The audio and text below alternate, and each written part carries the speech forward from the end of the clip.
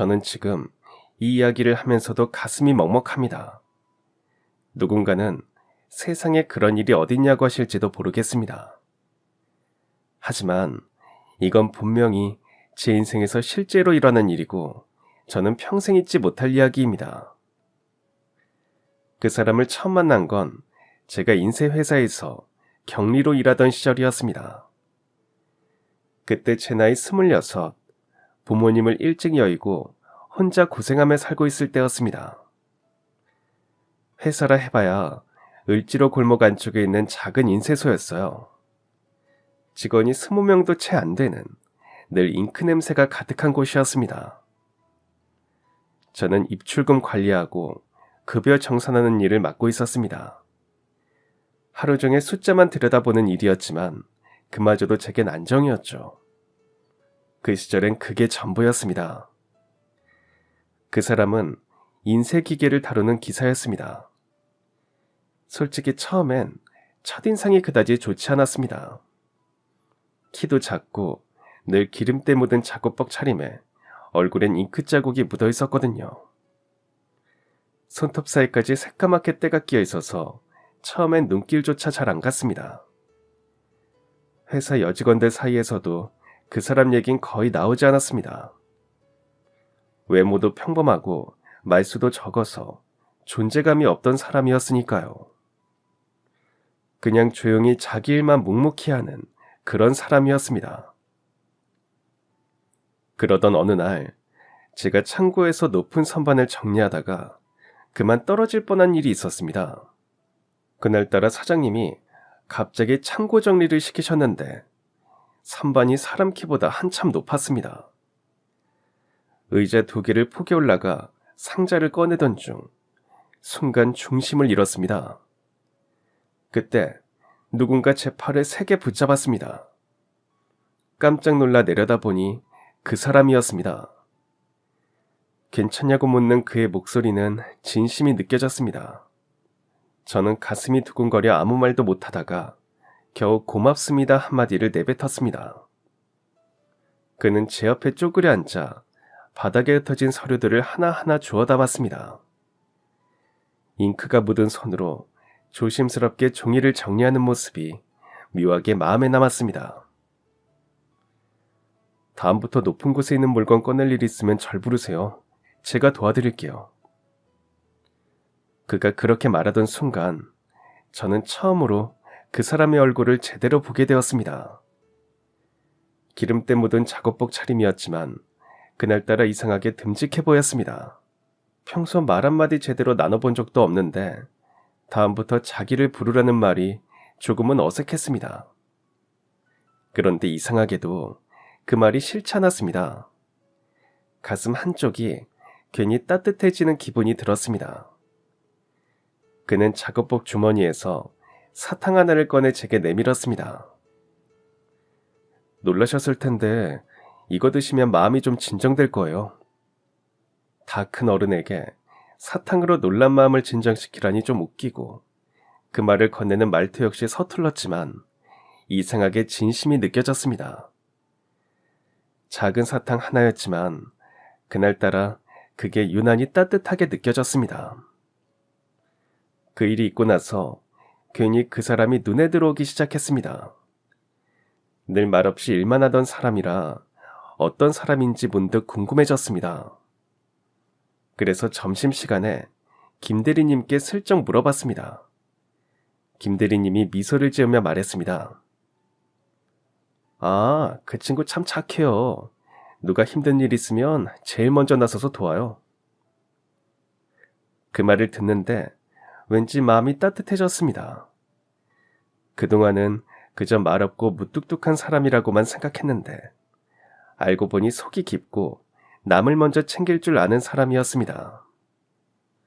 그렇게 알고 나니 그 사람의 모습이 전보다 훨씬 다르게 보였습니다.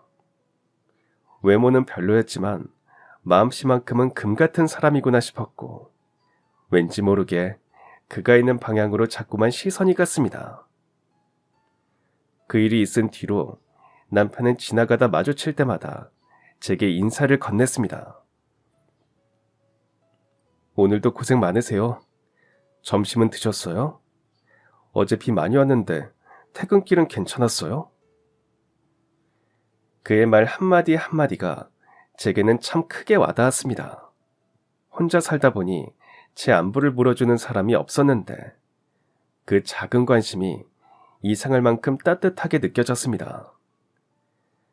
외삼촌 댁에 있을 때도 눈치만 보며 살았고 독립한 후에는 정말 혼자였습니다. 고시원에서 자취하며 출퇴근하는 게 제 전부였던 삶이었습니다. 그러던 어느 날 점심시간이었습니다. 회사 근처 작은 분식집에서 혼자 김밥을 먹고 있었습니다. 다른 직원들은 늘 둘씩 셋씩 모여서 식사를 했지만 저는 그럴 여유가 없었습니다. 형편이 넉넉하지 않아 늘 간단히 한 끼로 때우곤 했습니다. 그날도 창밖으로 쏟아지는 햇살을 멍하니 바라보며 김밥을 먹고 있었는데 문득 문이 열리더니 남편이 들어왔습니다. 그는 제 자리를 발견하곤 잠시 망설이다가 다가왔습니다. 혼자 드시나 봐요? 저도 혼자 먹으려고 왔는데 괜찮으면 같이 먹어도 될까요? 그 말에 저는 웃으며 고개를 끄덕였습니다. 거절할 이유는 딱히 없었으니까요. 남편은 제 맞은편 자리에 조심스레 앉더니 라면 한 그릇을 시켰습니다. 처음엔 어색했습니다. 서로 말없이 음식만 먹었고 분식집 안엔 라면 끓는 소리만 조용히 들렸습니다. 그 정적을 깨듯 남편이 조심스럽게 입을 열었습니다. 저는 고시원에 살아요. 4평짜리 작은 방인데 창문도 없어요. 순간 왜 이런 이야기를 하는 걸까 싶었습니다. 그는 멈추지 않고 말을 이어갔습니다. 저는 부모님이 안 계세요. 형제도 없고요. 어려서부터 혼자였어요. 그래서 돈을 모으는 게 늘 쉽지 않았습니다. 월급 받아도 월세 내고 생활비 쓰면 남는 게 거의 없거든요. 그래도 청약저축은 계속 넣고 있어요. 언젠가는 제 힘으로 작은 집 하나 마련해 보려고요. 그의 말투는 담담했지만 묘하게 쓸쓸했습니다. 그 말 속엔 허세도 꾸밈도 없었습니다. 그저 진심이 묻어 있었고 그게 더 마음을 울렸습니다. 그저 조용히 듣고 있던 제 앞에서 그는 잠시 숨을 고르더니 뜻밖의 말을 꺼냈습니다. 그런데 요즘 상미 씨를 자주 생각하게 돼요. 그 말에 제 손끝이 살짝 떨렸습니다. 남편은 얼굴이 붉어진 채 고개를 숙였다가 다시 제게 시선을 맞추었습니다.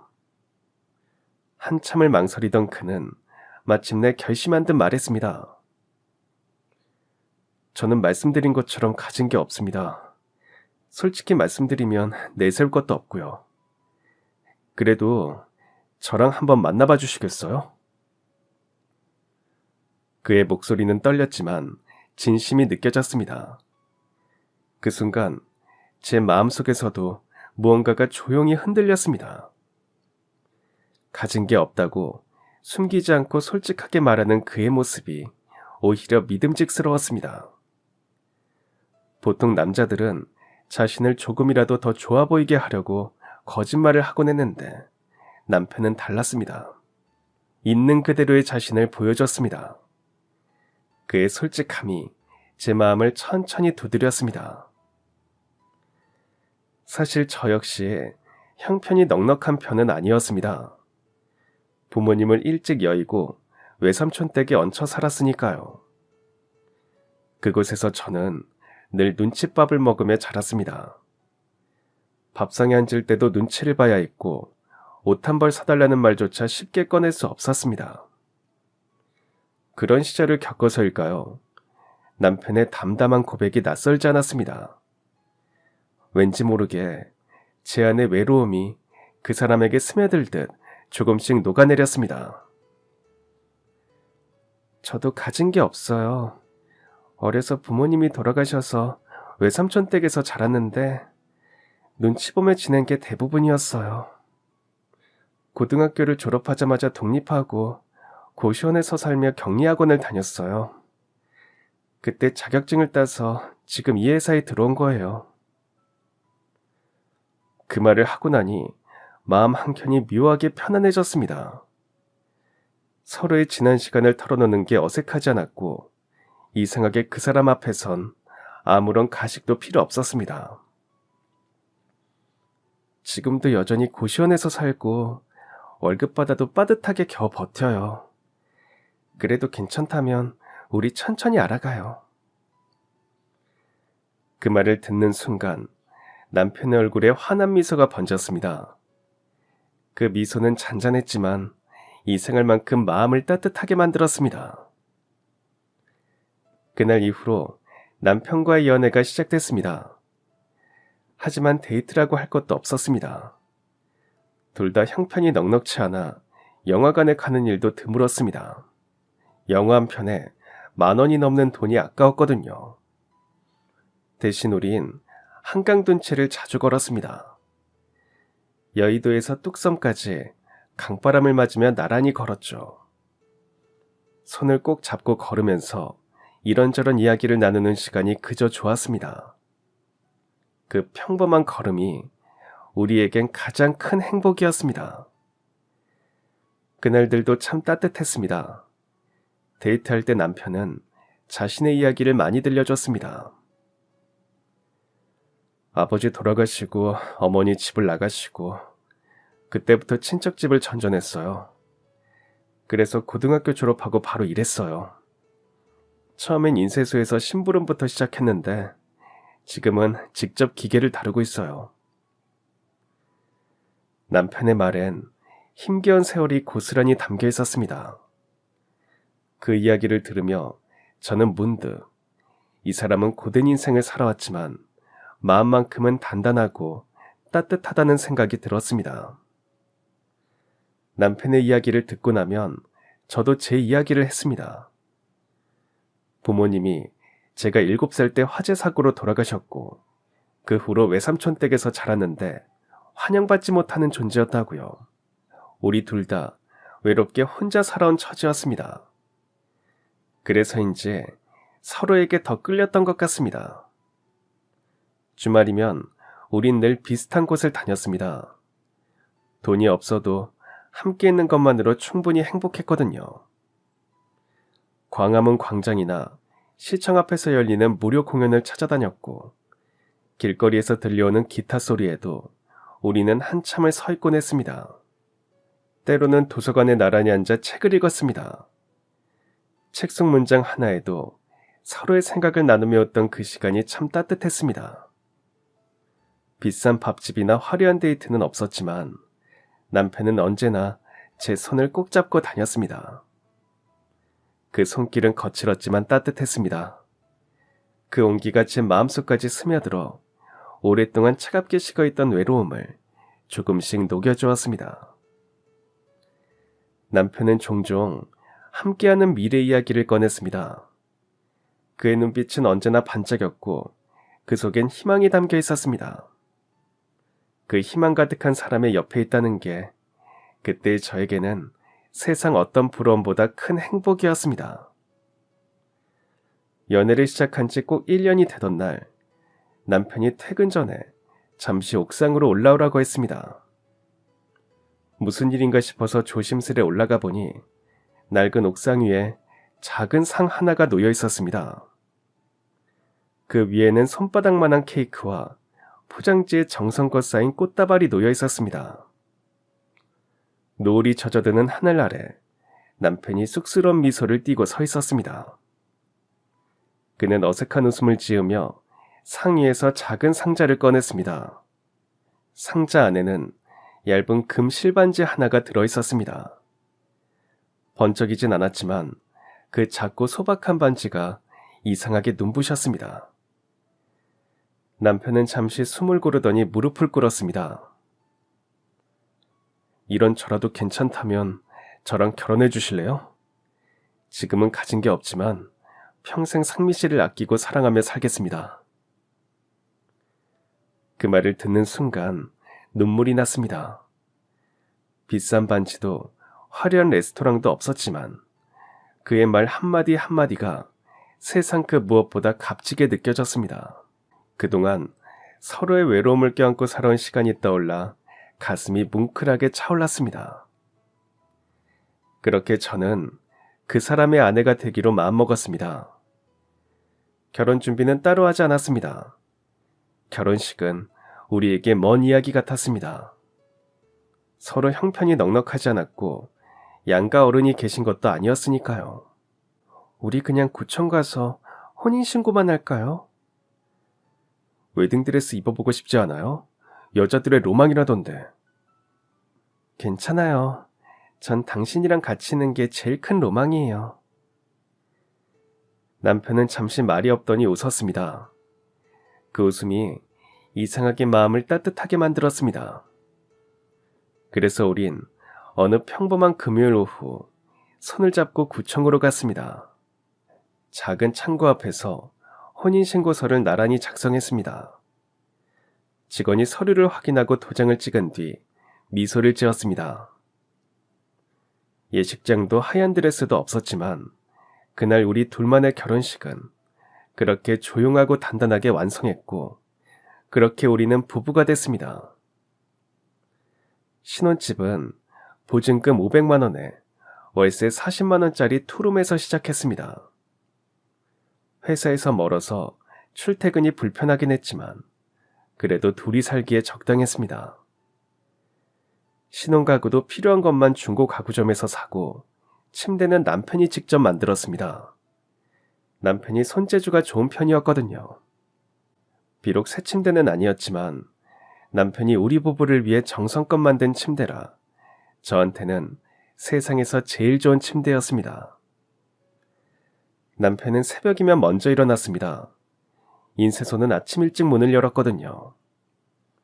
저는 전날 밤에 남편이 먹을 아침을 미리 준비해두고 남편보다 조금 늦게 일어나 남편과 함께 먹을 도시락을 챙겨가곤 했습니다. 남편이 출근하고 나면 방 안에 남은 밥 냄새가 이상하게 마음을 편하게 했습니다. 퇴근 후엔 같이 시장에 들러 장을 보고 집에 돌아오면 남편이 된장찌개를 끓였습니다. 낡은 가스레인지 위 냄비에서 보글보글 끓는 소리가 들리면 그게 저희 집의 저녁 종소리 같았습니다. 그렇게 밥 먹으면서 하루 있었던 일을 서로 나누는 게 저희 하루 끝이었습니다. 큰일은 없었지만 그 평범함이 그때는 참 고마웠습니다. 결혼한 지 반년쯤 지나자 연애할 땐 따뜻하게만 보이던 남편의 성격이 조금씩 부담으로 느껴지기 시작했습니다. 남편은 착해도 너무 착했습니다. 어느 날 밤 시계를 보니 10시가 넘었는데도 남편이 들어오지 않았습니다. 걱정이 되어 전화를 걸려던 참에 문이 열렸습니다. 회사 앞 슈퍼 아주머니가 허리가 안 좋다고 하셔서 물건 정리 좀 도와드렸어요. 당신도 하루 종일 일했잖아요. 그냥 와서 쉬지. 그건 그 슈퍼 사장님 일이잖아요. 그러려고 했는데 너무 힘들어 하시길래 그냥 지나칠 수가 없었어요. 그때는 처음이라 그냥 그런가 보다 했지만 비슷한 일이 계속 반복됐습니다. 퇴근길에 쓰러진 취객을 발견하고 그 사람을 업고 파출소까지 데려다주고 밤 11시가 넘어 집에 돌아오기도 하고 길 잃은 강아지를 주인 찾아준다며 동네를 몇 시간을 돌아다니기도 했습니다. 명절 전날엔 회사 청소 아주머니가 선물 상자를 들지 못한다며 부탁하자 그 짐을 직접 들고 아주머니 댁까지 다녀왔습니다. 왕복 1시간이 넘는 거리였습니다. 그런 이야기를 들을 때마다 처음엔 참 착한 사람이구나 싶다가도 점점 마음 한쪽이 답답해졌습니다. 우리 살림도 빠듯한데 왜 늘 남의 일에 그렇게 마음을 쓰는지 이해가 되지 않았습니다. 우리도 여유 있는 처지가 아니잖아요. 이제는 좀 현실적으로 생각해요. 맞아요. 미안해요. 앞으로는 조심할게요. 하지만 남편의 그 말은 말뿐이었고 다음에도 비슷한 일이 반복됐습니다. 결혼 2년 차에 딸이 태어났습니다. 임신 소식을 들었을 때는 기쁨보다 걱정이 먼저 들었습니다. 가난한 살림에 아이를 키울 자신이 있을까? 그런 두려움이 마음 한켠에 자리했습니다. 그래도 뱃속에서 움직이는 아이를 느낄 때마다 이 아이만 건강하게 태어나면 된다는 생각으로 버텼습니다. 출산은 순조롭게 했지만 병원비만으로도 빠듯했습니다. 산후조리원은 엄두도 내지 못했고 집에서 남편 도움을 받으며 스스로 회복했습니다. 남편은 회사 일을 마치고도 분유를 사고 아이 기저귀를 갈며 서툰 손으로 저를 도왔습니다. 그렇게 우리 사이에 새로운 생명이 태어났다는 건 말로 다 할 수 없는 감동이었지만 현실은 생각보다 훨씬 버거웠습니다.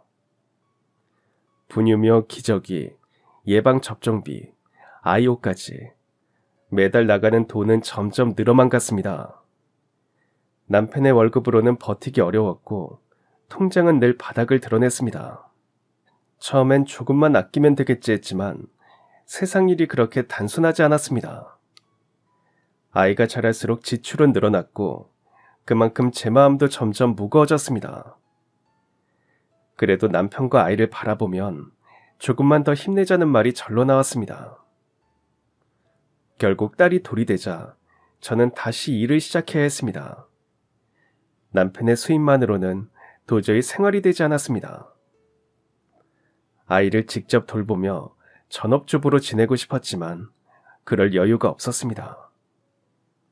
문제는 딸을 맡길 곳이 없다는 거였습니다. 마음이 아팠지만 어린이집에 맡길 수밖에 없었습니다. 출근길마다 아이를 안고 버스를 타는 일이 그렇게 힘들 줄 몰랐습니다. 딸은 낯선 교실 앞에서 울었고 저는 눈물을 참고 돌아서야 했습니다. 그날 이후 제 하루는 늘 비슷했습니다. 새벽에 일어나 딸을 씻기고 밥을 먹이고 옷을 입혔습니다. 출근 전 어린이집에 데려다 주고 나면 이미 하루가 반쯤 지나버린 듯한 기분이었습니다. 퇴근하자마자 곧장 어린이집으로 달려가 딸을 데려왔습니다. 집에 오면 밥을 먹이고 씻기고 아이가 잠들 때까지 곁을 지켰습니다. 그제야 잠깐 숨을 돌릴 수 있었지만 남은 건 설거지와 빨래였습니다. 하루 종일 정신없이 움직였는데도 끝나지 않은 일이 늘 기다리고 있었습니다. 몸은 늘 피곤했지만 아이가 잠든 얼굴을 보면 이상하게도 마음이 풀렸습니다. 조금만 더 버티면 괜찮아질 거야. 그 한마디를 되뇌며 저는 그렇게 매일을 버텼습니다. 그런데 남편은 여전했습니다. 제가 아이를 돌보며 회사 일을 병행하느라 하루하루가 버거웠던 그때 남편은 여전히 남을 돕는 일을 멈추지 않았습니다. 회사 문방구 할아버지가 짐을 나른다며 힘들어하자 도와드렸고 옆집 독거노인 방 전등이 나갔다며 찾아가 갈아드렸습니다. 퇴근길엔 장바구니가 무거운 할머니를 집까지 모셔다 드리기도 했습니다. 나는 하루 종일 일하고 집에 돌아와 아이 재우느라 눈코 틀 새가 없는데 남편은 여전히 우리보다 다른 사람을 먼저 챙기고 있었던 겁니다. 우리 아이도 제대로 못 돌보면서 왜 남의 일에 신경을 써요? 당신은 남편이고 아빠잖아요. 가족부터 챙겨야죠. 당신이 착한 거 알아요. 하지만 우리 형편 좀 생각해요. 지금은 그런 여유 없어요. 그날도 그렇게 말했지만 남편은 다음날 또 비슷한 일을 했습니다. 늘 미안하다고 말하면서도 그의 행동은 좀처럼 바뀌지 않았습니다. 그러던 어느 날이었습니다. 그날은 아침부터 비가 쏟아졌습니다. 하루 종일 일하고 퇴근길에 딸을 데리고 어린이집을 들렀습니다. 한 손엔 우산, 한 손엔 아이, 장바구니까지 들고 오느라 숨이 찼습니다. 집에 도착했을 땐 이미 저녁 8시가 넘었는데 남편은 아직도 오지 않았습니다. 시간이 갈수록 불안과 짜증이 함께 올라왔습니다. 전화는 계속 연결이 안 됐고 밖은 점점 어두워졌습니다. 그날따라 딸은 보챘고 저는 청소와 밥 준비를 하며 시계를 몇 번이나 쳐다보았습니다. 밤 10시가 훌쩍 넘은 시각, 현관문이 열리더니 남편이 젖은 모습으로 들어왔습니다. 온몸에서 물이 뚝뚝 떨어졌고 허리를 부여잡은 채 힘겹게 서 있었습니다. 미안해요. 퇴근길에 쓰러져 계신 어르신을 병원에 모셔다 드렸어요. 또요? 또 그런 일이에요? 제 목소리가 높아졌습니다. 딸이 놀라 울음을 터뜨렸고 방 안은 금세 뒤섞인 소리로 어수선해졌습니다. 남편은 젖은 머리를 쓸어넘기며 천천히 말을 이었습니다. 쪽방촌 골목을 지나는데 어르신이 비를 맞은 채 쓰러져 계셨어요. 의식도 없고 주변에 아무도 없어서 그냥 지나칠 수가 없었어요. 그 말에 순간 말이 막혔습니다. 착한 마음이라는 걸 모르는 건 아니었습니다. 하지만 지금 우리 상황이 어떤데 또 남의 일에 몸을 던지는지 이해가 되지 않았습니다. 남편은 비 오는 길에 택시가 잡히지 않아 그 노인을 업고 40분을 걸었다고 했습니다. 그 과정에서 비탈길에서 미끄러졌는데 노인을 떨어뜨리지 않으려다가 대신 자기 몸을 부딪혔다고 했습니다. 그래서 허리를 다쳤다는 겁니다. 그 이야기를 들으면서도 저는 마음이 복잡했습니다. 걱정보다 먼저 답답함이 밀려왔습니다. 왜 꼭 그렇게까지 해야 하나? 왜 우리 가족보다 남을 먼저 챙기는 걸까? 남편은 고통스러운 표정으로 허리를 붙잡고 앉았지만 제 입에서는 차가운 말만 나왔습니다. 당신이 착한 건 알아요. 그런데 그 착함이 이제는 무섭네요. 그날 밤 젖은 옷을 말리며 한참을 말없이 앉아있던 남편의 모습이 오래도록 잊히지 않았습니다. 다음날 아침 남편은 끝내 일어나지 못했습니다. 허리를 조금만 움직여도 얼굴이 일그러졌습니다. 남편을 급히 병원에 데려가자 의사는 조용히 말했습니다. 허리 디스크가 손상됐네요. 당분간 무거운 건 절대 들지 마세요. 검사비와 치료비가 만만치 않았습니다. 그동안 아껴 모아둔 생활비와 비상금을 모두 써야 했습니다. 아이 분유값과 어린이집 비용으로 남겨둔 돈이 한순간에 사라졌습니다. 남편은 병실 침대에 누워 있었고 저는 계산서를 손에 쥔 채 멍하니 서 있었습니다. 마음 한구석에서 걱정보다 분노가 올라왔습니다. 당신 때문에 우리 집 거덜나게 생겼어요. 그 노인이 당신한테 뭐라도 해줬어요? 치료비라도 내줬어요? 남편은 아무 대답도 하지 않았습니다. 그저 미안해요라는 말만 반복했습니다. 미안하단 말 이제 그만해요. 이제 정신 좀 차려요. 그 말이 끝나자 병실 안은 조용해졌습니다. 남편은 고개를 숙인 채 아무 말도 하지 않았고 그 모습이 오히려 제 마음을 더 복잡하게 만들었습니다. 걱정과 답답함, 그리고 알 수 없는 서글픔이 뒤섞여 그날 밤 저는 병실 복도에서 한참을 울었습니다. 남편은 퇴원한 뒤에도 허리 통증이 쉽게 가라앉지 않았습니다. 한동안 무거운 물건은 들지도 못했고 움직일 때마다 얼굴을 찡그렸습니다.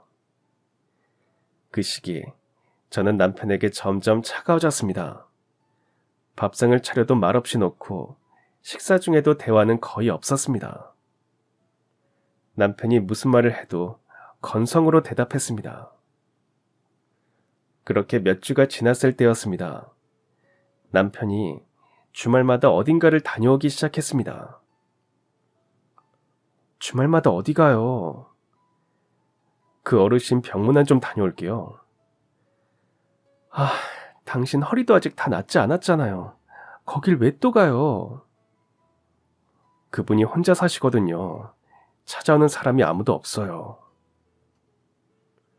그 말에 저는 더 이상 아무 말도 하지 않았습니다. 답답했지만 이제는 뭐라 해도 소용이 없다는 걸 알았기 때문입니다. 그 뒤로 남편은 매주 토요일마다 어르신을 찾아갔습니다. 쪽방촌에 혼자 사신다는 분이었습니다. 남편 말로는 방이 2평도 안 되고 화장실도 공동이라 했습니다. 남편은 어르신 방을 청소해드리고 쓰레기를 버려드렸습니다. 제가 반찬을 하면 조금 덜어 그분께 가져다 주기도 했습니다. 한 번은 어르신의 빨래를 맡아 집에 가져오기도 했습니다. 빨래방에 맡길 돈이 없다고 해서 남편이 직접 세탁하겠다고 들고 온 것이었습니다.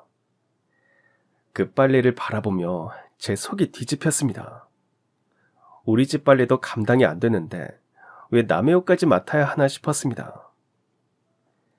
하지만 그때도 말하지 않았습니다. 아무리 말해도 바뀌지 않는 사람이라는 걸 이미 알고 있었으니까요. 그렇게 몇 달이 흘렀습니다. 남편은 여전히 주말이면 어르신을 찾아갔고 가끔 그분 이야기를 들려주곤 했습니다. 어르신이 예전에 건설회사를 운영하셨고 사업도 크게 하셨다네요. 그런데 아들이 교통사고로 세상을 떠나고 얼마 뒤 아내도 병으로 돌아가셨대요. 그 후로는 의지할 사람 없이 혼자 지내신대요. 너무 외로워 보이세요. 제가 아니면 찾아오는 사람이 없대요. 남편의 표정에는 안쓰러움이 묻어 있었습니다. 그 마음이 나쁘다는 건 알지만 저는 점점 이해가 되지 않았습니다. 우리 생활도 벅찬데 왜 남의 외로움까지 짊어지려 하는지 답답했습니다. 속으로는 이런 생각이 들었습니다. 그분이 정말 그렇게 사업을 크게 한 분이라면 왜 쪽방촌에 살지? 우리에게 도움도 안 되는 사람인데. 하지만 그 말은 차마 입 밖에 내지 않았습니다. 남편의 착한 얼굴을 보고 있자니 더 이상 뭐라 할 힘도 나지 않았습니다. 그러던 어느 날이었습니다. 눈이 간간히 내리던 토요일 아침, 남편이 평소보다 일찍 집을 나섰습니다. 1시간쯤 지났을 때 다급한 목소리로 전화가 걸려왔습니다. 어르신이 쓰러지셨어요. 지금 병원에 모셔가야 할 것 같아요. 남편은 바로 구급차를 불렀고 어르신은 폐렴으로 중환자실에 입원하셨습니다. 의사는 나이가 많아 위험할 수도 있다며 보호자가 곁을 지켜야 한다고 말했습니다. 그날 이후 남편은 매일 퇴근하고 병원으로 향했습니다.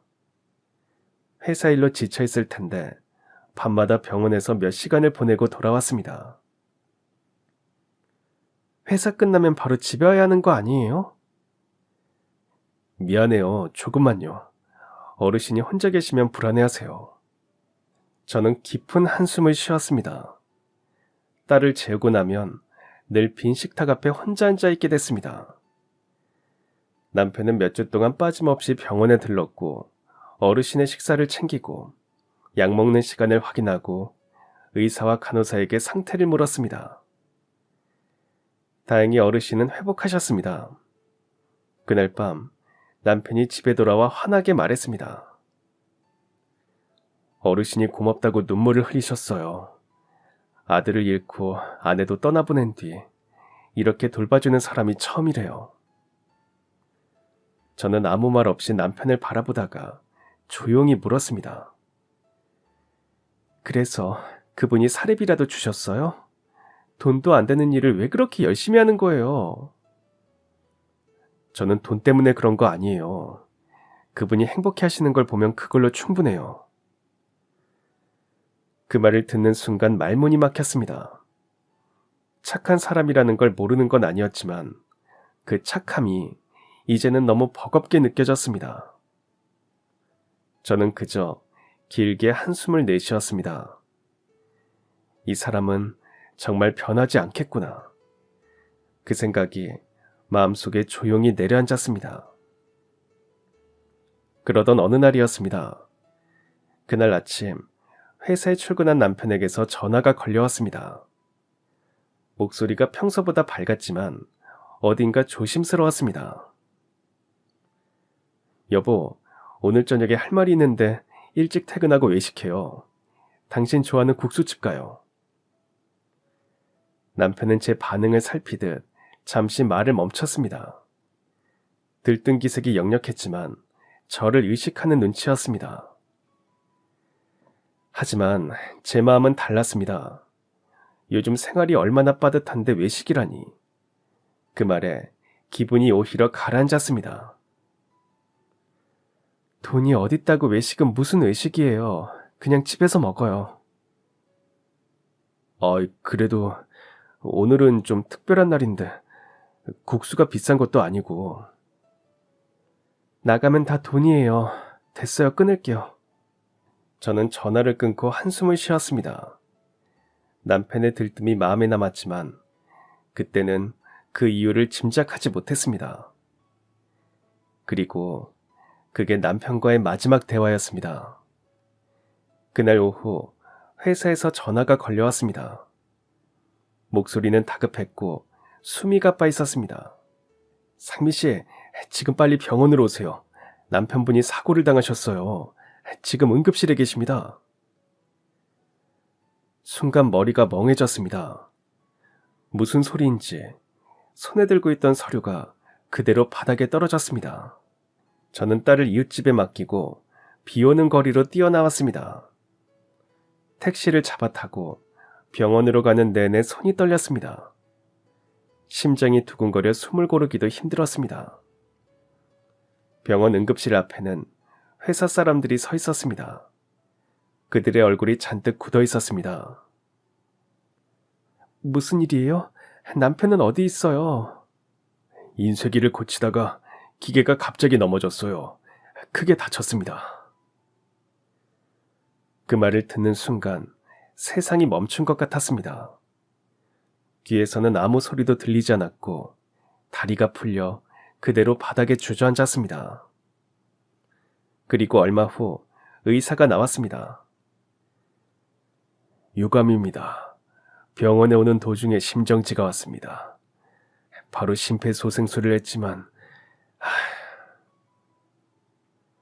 그 순간 다리에 힘이 풀려 바닥에 주저앉았고 회사 사람들이 저를 부축했습니다. 응급실 안으로 들어가니 남편이 하얀 시트 위에 누워 있었습니다. 저는 조심스럽게 다가가 남편의 손을 잡았습니다. 남편의 손은 아직 따뜻했습니다. 하지만 그 온기가 점점 식어가는 게 느껴졌습니다. 미안해요. 아까 전화할 때 쏘아붙여서. 외식하자고 했을 때 그냥 좋다고 할걸. 왜 그랬을까요? 말이 끝나지도 못하고 흐느낌만 새어나왔습니다. 그렇게 남편 손을 잡은 채 저는 한참을 울었습니다. 시간이 멈춘 것처럼 세상이 조용했습니다.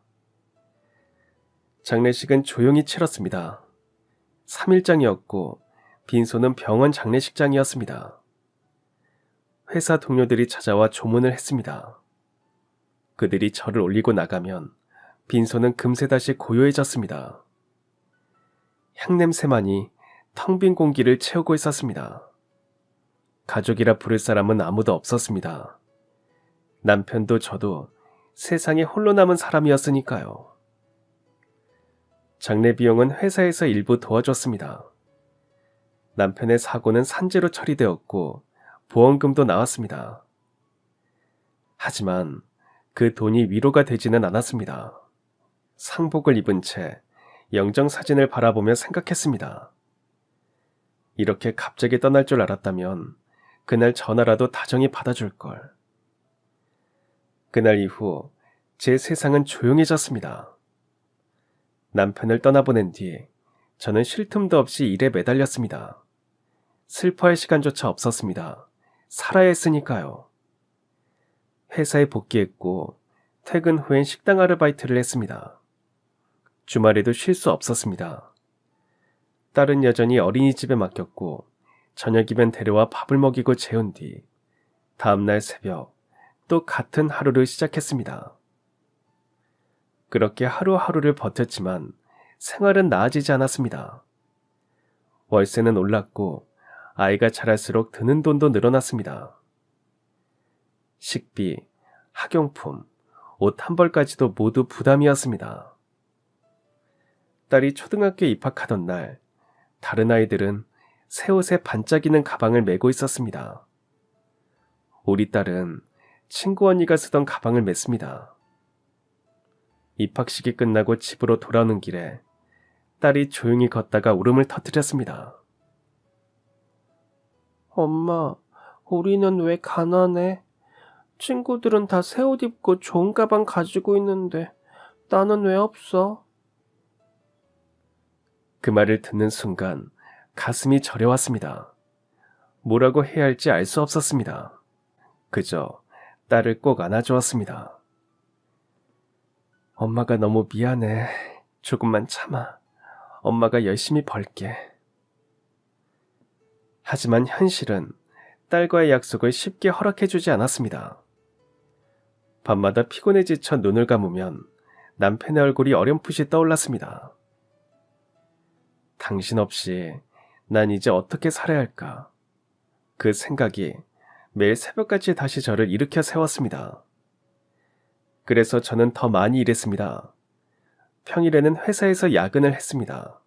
퇴근 후에는 서류 정리를 도왔고 주말엔 식당 2군데를 오가며 아르바이트를 했습니다.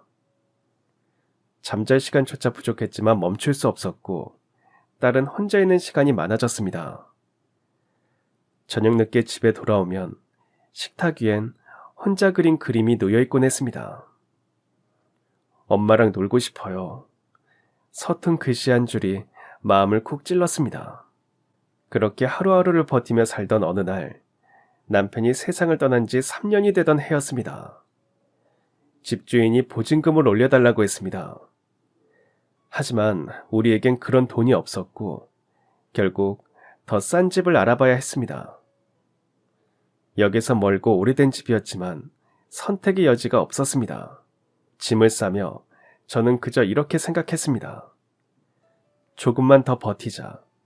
딸이 크면 그땐 조금 나아질 거야. 그렇게 이사를 준비하던 날이었습니다. 짐을 정리하던 딸이 갑자기 제게 작은 봉투 하나를 내밀었습니다. 이삿짐을 정리하던 날이었어요. 딸이 침대 밑을 청소하다가 봉투 하나를 들고 왔어요. 보니까 남편이 예전에 직접 만들었던 침대 밑에서 나온 거였어요. 침대 다리 사이 좁은 틈에 끼어져 있었는데 먼지가 잔뜩 쌓여 있더라고요. 저는 그냥 오래된 영수증이라도 있겠지 싶었어요. 근데 이상하게 마음이 덜컥 내려앉았어요. 봉투를 열어보니 낡은 통장 하나가 들어있었어요. 제 이름으로 되어 있었고 개설일이 남편이 사고 나기 사흘 전이었어요. 그냥 무심코 펼쳤는데 순간 숨이 멎었어요.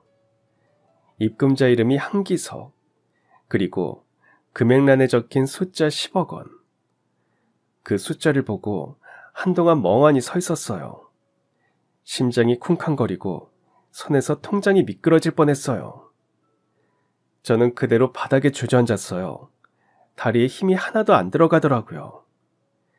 떨리는 손으로 다시 통장을 봤어요.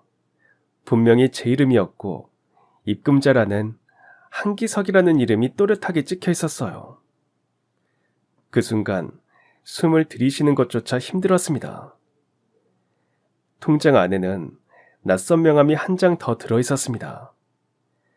처음 보는 법무법인의 이름이었는데 왠지 그냥 넘길 수가 없었습니다. 저는 곧바로 명함에 적힌 번호로 전화를 걸었습니다. 안녕하세요. 혹시 한기석이라는 분 아시나요? 네, 알고 있습니다. 그런데 혹시 어떤 일로 문의 주셨을까요? 사실 저는 그분을 잘 모르는데요. 그분 이름으로 제 통장에 10억 원이 입금되어 있어서요. 잠시 정적이 흘렀습니다. 수화기 너머에서 낮고 차분한 목소리가 들려왔습니다. 혹시 남편분 성함이 김동현 씨죠? 가능하시면 오늘 중으로 저희 사무실로 한번 와주시겠어요? 직접 뵙고 설명드리는 게 좋을 것 같습니다. 전화를 끊고 나서도 가슴이 진정되지 않았습니다. 무언가 큰일이 일어난 것 같았지만 그게 무엇인지는 짐작조차 가지 않았습니다. 그날 오후 저는 바로 강남에 있는 법무법인으로 향했습니다. 사무실 문을 열자 중년의 변호사 한 분이 직접 나와 저를 맞이했습니다. 한기석 어르신은 남편분이 사고를 당하시기 얼마 전에 돌아가셨습니다. 그리고 어르신께서는 돌아가시기 전에 유언장을 작성하셨습니다. 그 유언장에 남편분을 상속인으로 지정하셨습니다. 한기석 어르신의 전 재산을 바로 남편분께 남기신 겁니다. 순간 머릿속이 새하얘졌습니다.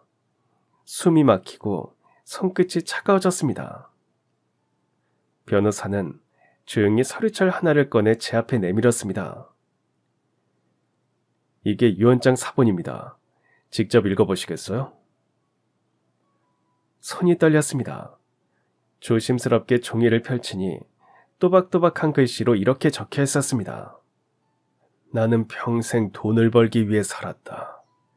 사업이 잘 되어 큰 돈을 벌었지만 행복하지 않았다. 아들이 교통사고로 세상을 떠나고 아내마저 병으로 잃었다. 그 후로 돈이 무슨 의미가 있나 싶었다.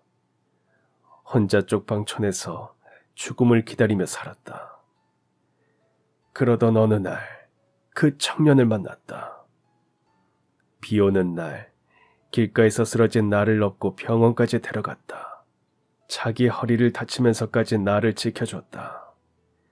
그 후로 매주 찾아와 말동무가 되어주고 방을 청소해주고 빨래를 해주었다. 밥을 챙겨주며 건강하셔야 한다고 했던 그 청년 덕분에 나는 다시 삶이 의미 있다는 걸 느꼈고 돈보다 사람이 중요하다는 걸 깨달았다. 그래서 내 전 재산을 그 청년에게 남긴다. 부디 행복하게 살아주기를 바란다. 글을 읽는 내내 손끝이 떨렸습니다. 눈물이 멈추질 않았습니다. 그제야 모든 게 이해됐습니다. 남편이 그날 아침 들뜬 목소리로 오늘 좋은 일이 있다고 했던 이유를요. 그는 아마도 변호사로부터 연락을 받았던 겁니다. 한기석 어르신이 세상을 떠남에 남긴 유산 이야기를 들었던 거겠죠. 그래서 몰래 통장을 만들고 그걸 제게 깜짝 선물로 보여주려 했던 겁니다. 남편은 그날 아침 제게 말했었죠. 오늘 저녁에 할 말이 있어요. 좋은 일이에요. 그 말이 떠오르는 순간 가슴이 무너져 내렸습니다. 남편은 돈을 자랑하려던 게 아니라 자신을 믿고 따르던 어르신이 남긴 그 마음을 저와 나누고 싶었던 거였습니다. 그런데 저는 그 마음도 모른 채 그를 몰아붙이고 상처를 줬던 겁니다. 눈물이 멈추질 않았습니다. 변호사는 제게 조용히 물 한 잔을 내밀며 한참을 기다려 주었습니다. 한참 후에야 겨우 정신을 추스르고 입을 열었습니다. 그럼 이 돈이 정말 저희 거라는 말씀이신가요? 네, 유언장에 명시된 대로 남편분께 상속이 이루어졌고 남편분이 생전에 직접 아내 앞으로 입금해달라고 요청하셨습니다. 따라서 법적으로 배우자이신 김상민 씨와 따님께 상속됩니다. 그 말을 듣는데 또다시 눈물이 쏟아졌습니다. 남편은 마지막 순간까지 우리를 생각했던 겁니다. 그 10억 원은 단순한 돈이 아니었습니다. 그건 남편이 베푼 선함의 결과이자 평생 성실히 살아온 그 사람의 마음이었습니다.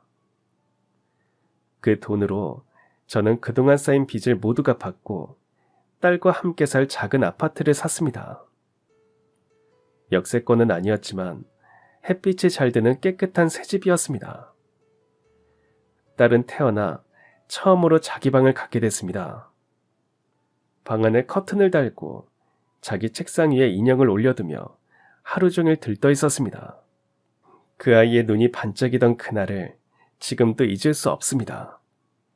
저는 그 모습을 보며 남편이 우리에게 남겨준 사랑이 이런 모습이구나 싶었습니다. 저는 남편이 바랬던 것처럼 딸아이와 더 많은 시간을 보내고 싶어서 집 근처에 작은 카페를 열었고 이제는 매일 아침 문을 열며 커피 향으로 하루를 맞이합니다. 딸 역시 하고 싶던 일들을 하나씩 이루어가고 있습니다. 피아노 학원에도 다니고 미술 학원에도 등록했습니다. 새 옷을 입고 환하게 웃는 딸의 모습이 그렇게 예쁠 수가 없었습니다. 어느 날 딸이 제 손을 꼭 잡고 물었습니다. 이거 아빠가 도와주신 거 맞지? 아빠 정말 대단해. 나도 커서 아빠처럼 착한 사람이 될래. 그 말을 듣는 순간 눈물이 핑 돌았습니다. 남편이 남겨준 건 돈이 아니라 우리 삶을 다시 따뜻하게 만들어준 사랑의 마음이었다는 걸 그제야 깨달았습니다. 얼마 전 딸과 함께 남편의 납골당에 다녀왔습니다. 남편이 좋아하던 해바라기를 한 다발 사서 들고 갔습니다.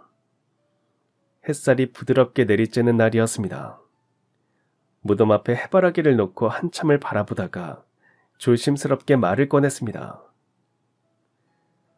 여보, 이제야 당신 마음을 알겠어요. 그땐 당신이 왜 그렇게 사는지, 왜 그렇게 남을 먼저 챙겼는지 이해하지 못했어요. 한참 동안 바람만 불었습니다. 그 바람이 마치 남편의 대답처럼 느껴졌습니다. 착하게 사는 게 손해보는 게 아니더라고요. 결국엔 언젠가 꼭 돌아오더라고요. 당신이 한기석 어르신에게 베푼 그 선행이 이렇게 우리 가족을 지켜줬어요. 가슴이 먹먹해졌습니다. 손끝으로 묻은 흙을 털며 조용히 속삭였습니다. 그때 화내고 이해 못해줘서 미안해요. 이제라도 정말 고맙다고 말하고 싶어요. 그 말을 하는데 문득 남편의 환한 미소가 눈앞에 그려졌습니다. 늘 따뜻하고 사람을 편하게 하던 그 미소였습니다. 그날 이후 저는 남편이 그랬던 것처럼 살고자 노력하고 있습니다. 카페에 어르신들이 오시면 커피를 조금 더 따뜻하게 내어드리고 동네에서 힘들어 보이는 사람을 보면 제가 할 수 있는 만큼 도와드립니다. 그리고 매달 고아원에 후원금을 보내며 남편이 제게 보여줬던 그 마음을 조금이라도 나누려 합니다.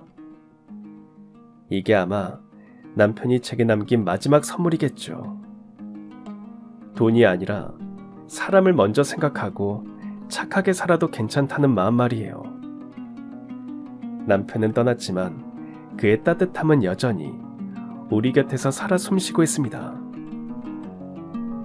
그럼 지금까지 사연 들어주셔서 감사합니다. 사연이 재밌으셨다면 구독과 좋아요 부탁드려요. 감사합니다. 안녕히 계세요.